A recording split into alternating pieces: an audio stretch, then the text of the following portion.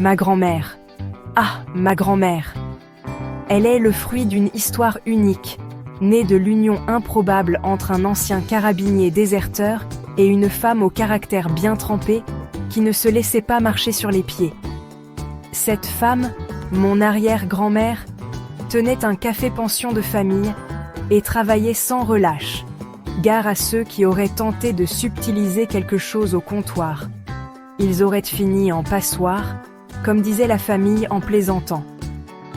Ma grand-mère, elle, a grandi dans ce contexte fort et plein de défis. Pendant l'occupation allemande, elle étudiait pour devenir dactylo, avec pour cadre ni plus ni moins que l'administration de la commandanture. Elle jouait un jeu dangereux mais héroïque, manipulant parfois les listes de déportation. Couturière de talent, elle a conçu elle-même sa robe de mariée à partir d'un parachute américain.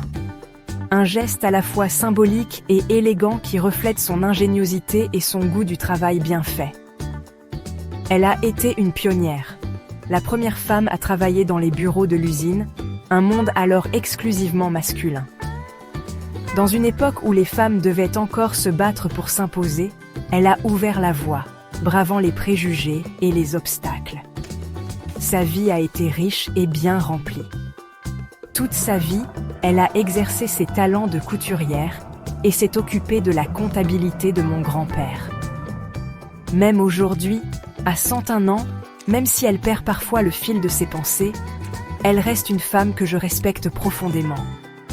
Certes, son franc-parler et son caractère entier lui ont valu le surnom de « Tati Daniel » dans la famille, mais son histoire m'inspire et m'enseigne des leçons de vie. Elle a affronté des époques difficiles, des défis de taille, et elle a toujours fait preuve de résilience et de courage.